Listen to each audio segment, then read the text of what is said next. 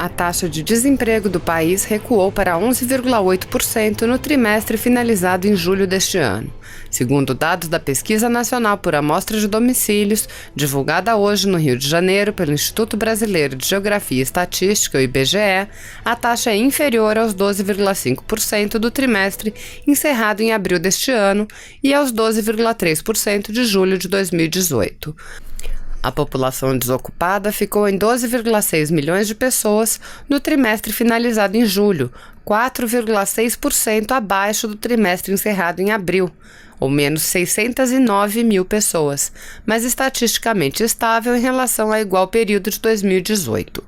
Já a população ocupada ficou em 93,6 milhões de pessoas e chegou ao maior número da série histórica, iniciada em 2012.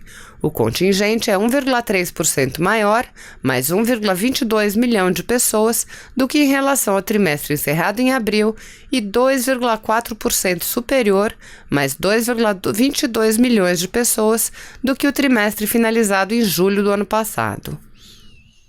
Olá, eu sou Roberto Camargo e estamos no ar com o Governo Agora.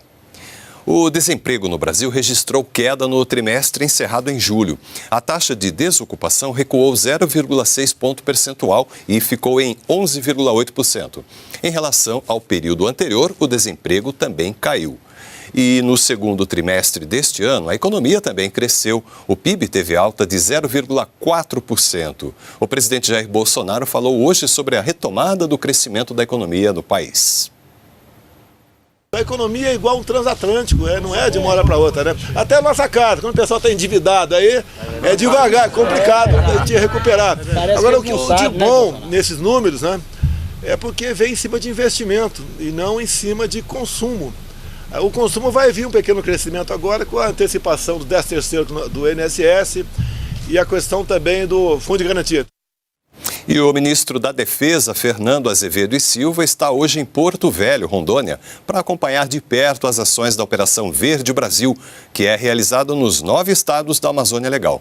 Fernando Azevedo recebeu explicações de militares e técnicos que atuam na região para combater o fogo.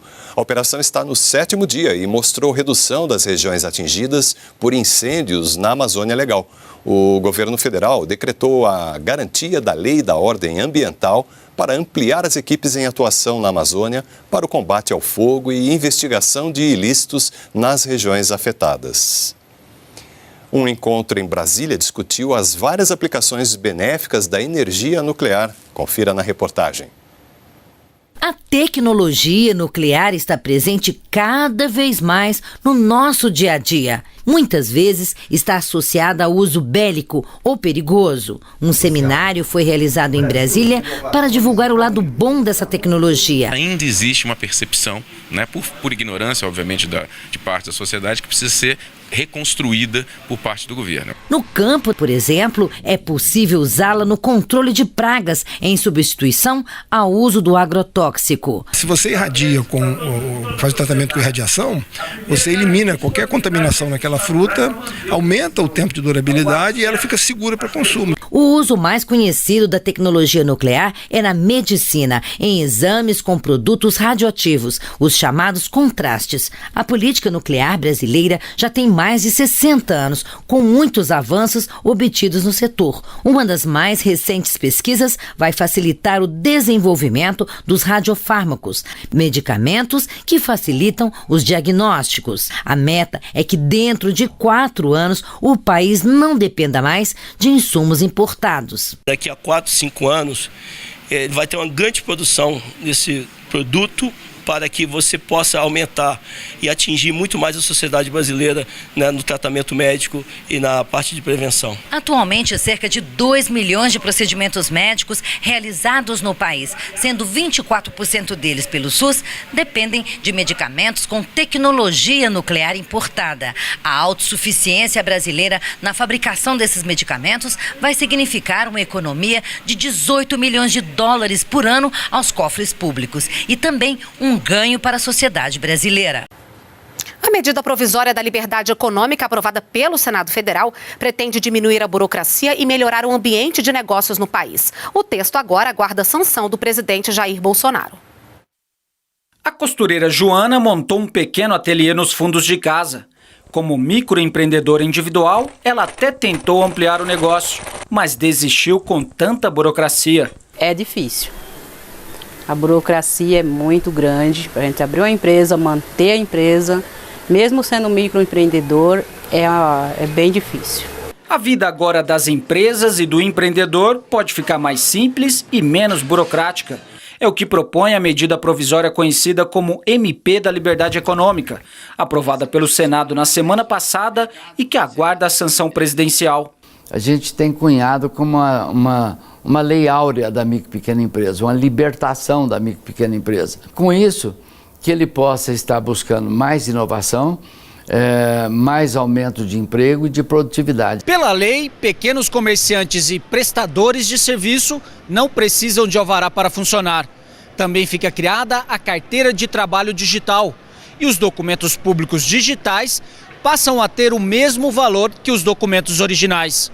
O texto ainda substitui o e-social por um sistema mais simplificado e passa a ser obrigatório o registro do ponto do trabalhador apenas para empresas com mais de 20 funcionários. Mais facilidade na relação empresarial e mais geração de empregos. Em 10 anos a gente pode chegar aí de 3 milhões e 700 a 4 milhões de empregos. E se agora fica mais fácil para o micro e pequeno empresário, a dona Joana já pensa em expandir o negócio. O meu planejamento, um espaço maior, máquinas melhores, pessoas trabalhando, seria mais emprego, né? Olá, boa tarde. Eu sou Roberto Camargo. Estamos de volta com mais uma edição do Governo Agora.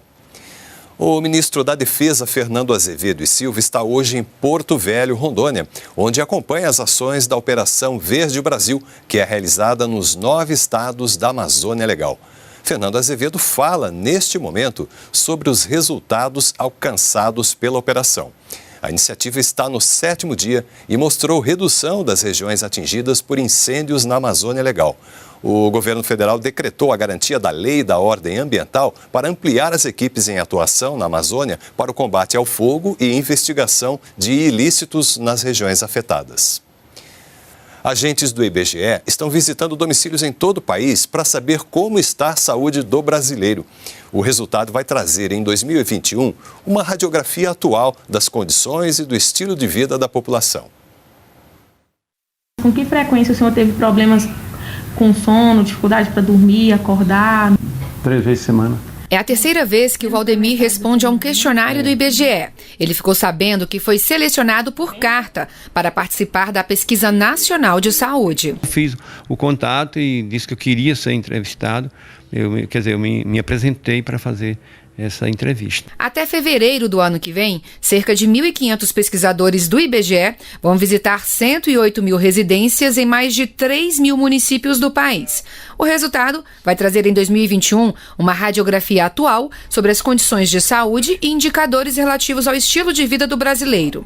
Indicadores, né, sobre se a pessoa procura atendimento e ela tem esse atendimento, como é que está a questão de doenças crônicas, que é um dos fatores de risco, né, que é o que vem mais matando a população aí nos últimos tempos. A pesquisa é feita a cada 5 anos. Nesta edição, novos temas serão abordados, como questões sobre paternidade e exames pré-natal direcionados aos homens. Os pesquisadores também vão fazer perguntas às famílias sobre atividade sexual, condições de trabalho e se os moradores sofreram algum tipo de violência física, sexual ou psicológica.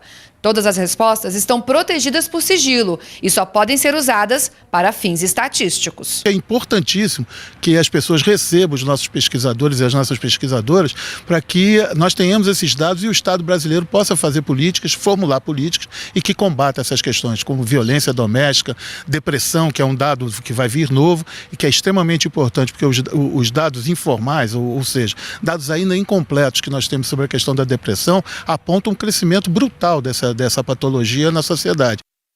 É muito interessante isso, mas atenção, né? Todos os selecionados para participar da pesquisa vão receber uma carta do IBGE.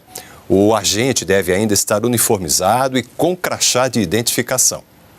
Se você apoia Jair Bolsonaro, curta este vídeo. Manifeste a sua opinião e compartilhe para que a vontade do povo brasileiro seja conhecida. Inscreva-se no canal para ter acesso gratuito ao nosso conteúdo. Uma produção Folha Política.